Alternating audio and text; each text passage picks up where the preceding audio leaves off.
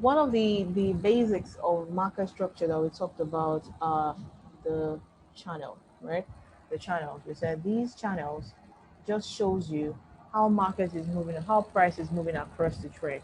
So being able to spot a channel just puts everything into perspective. So you don't want to joke with channels, right? Because seeing the channel just helps you see levels of support and resistance.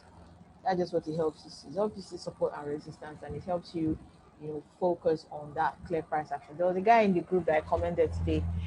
Whenever he's doing his analysis, he always not try to narrow it down to current price action. So if you're able to do that, you will not nothing will surprise you at all. Anything that happens in the market, you will foresee, right?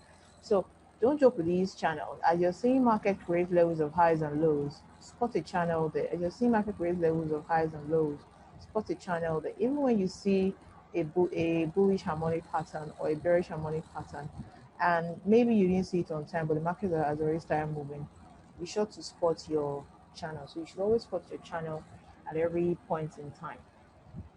And what are channels?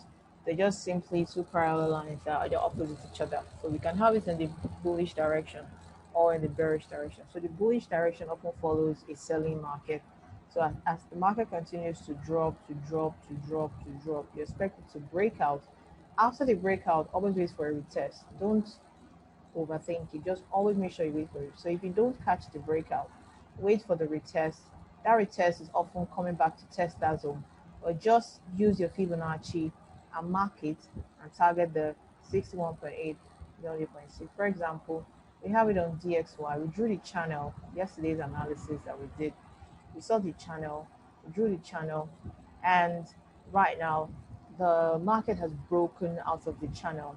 So what we're expecting to see now is for us to see how far the market will drop to give us an entry. So what did we do? This is the point. This is the point where we're expecting the market to come and do a retest. Right? We're expecting the market to come and do a retest on this line right here. And this was the move that broke out of the channel. So what's the best thing for us to do? The best thing for us to do would be to fib this whole move right here. Fib this move right here. Take it all the way, fib it, and expect a drop in price. That's what we now begin to expect. We now begin to expect a drop in price before we can say, let us take that buy. So that drop in price can come all the way to touch the line. So can you see that the point where it is going to come to touch the line is 61.8. So this will be a better zone to watch. This will be a better zone to watch. So this zone right here, there is a lot of activities going on here. If you look here, you can see that this zone has held before as support.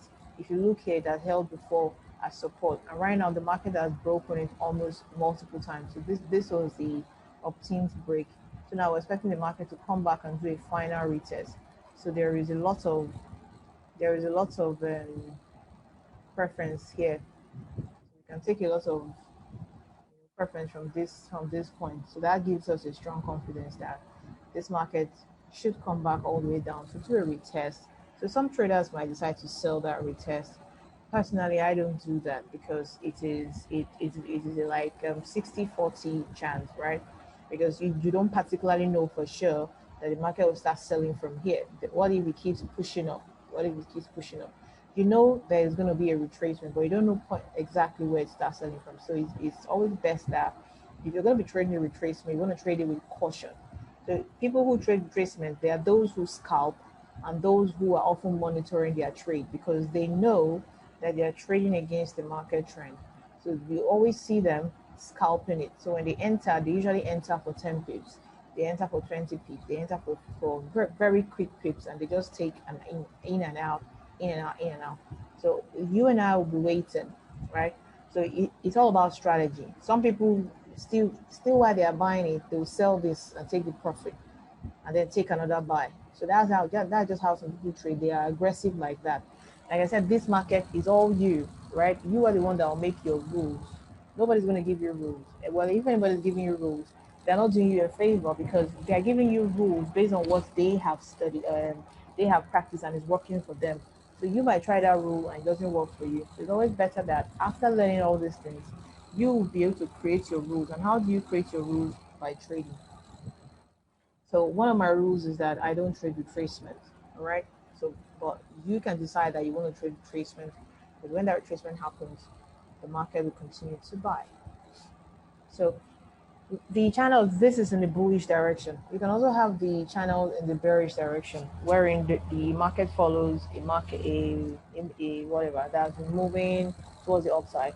As moving towards the upside, you're expecting price to do a turnaround, to do a break, blah blah, and all that.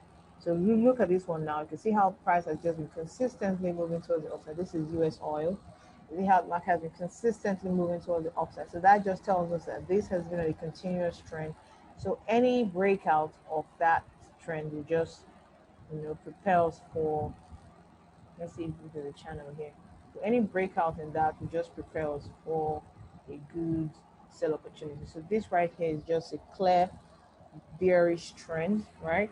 So as this thing is coming down, I want to see a break of it. If it's a break, it's a break, right? You want to see a very clear break. You don't want to see all this very tiny, like stuff like this. No, it's not. You want to see a very clear break. That is something that will give you better confidence to trade. So after that break happens, wait for that retest, then start selling it.